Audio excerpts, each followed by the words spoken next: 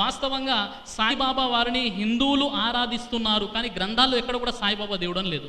సాయిబాబా ఎవరు అంటే 1836లో జన్మించి 1918లో చనిపోయారు. ఆయన అసలు పేరు సైఫుద్దీన్ బాబా. ఆయన ఒక ముస్లిం కుటుంబంలో పుట్టారు. నేను దేవుడు అని ఎక్కడ చెప్పలేదు. సాయిబాబా అనునిత్యం 3 మంత్రాలు చెప్పేవారు. సబ్కా మాలిక్ ఏక్ హై, అల్లా మాలిక్ అల్లా భలా కరేగా. నేను అడుగుతున్నాను మా పండిత్ రాజశేఖర్ శర్మ సిద్ధాంతి గారిని, సాయిబాబా వారు సబ్కా మాలిక్ ఏక్ హై అన్నారా, లేక సబ్కా మాలిక్ మయూ అని చెప్పారా? అంటే ఏక్ హై అని చెప్పారు. ఆయన నిజంగా గౌరవించాలంటే మనము సాయిబాబాని ఆరాధించకూడదు, సాయిబాబాని పుట్టించినటువంటి ఆ పైనున్న దైవాన్ని ఆరాధించాలి.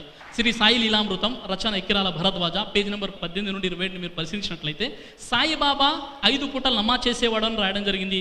సాయిబాబా ది మాస్టర్, రచన Ekkirala Bharadwaj, page number 18, page number 228, page number 235.